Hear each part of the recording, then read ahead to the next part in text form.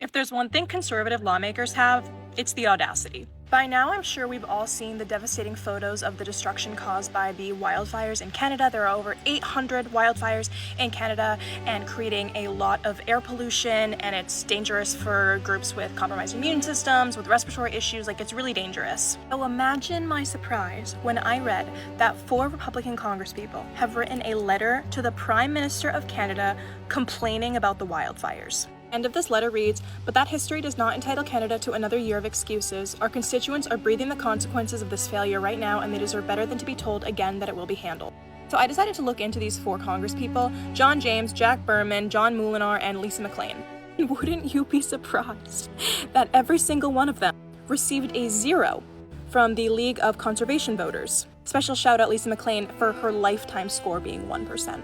This basically means how often did they vote in line with protecting the climate. So these congresspeople are complaining about Canada's handling of the wildfire while consistently voting against the interests of the climate. I'll spare you from reading the letter yourself, but this is something that stood out to me.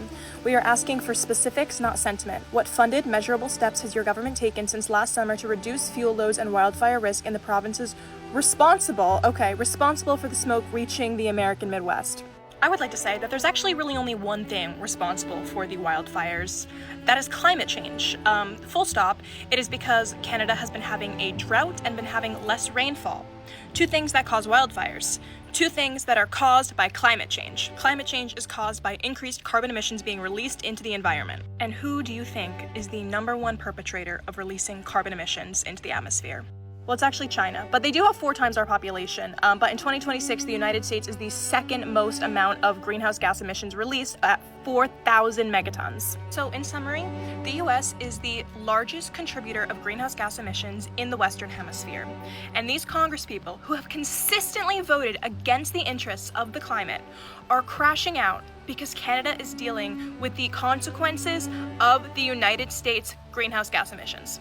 Those fools do not give a shit about the climate. They just don't want to be held responsible by their sick constituents.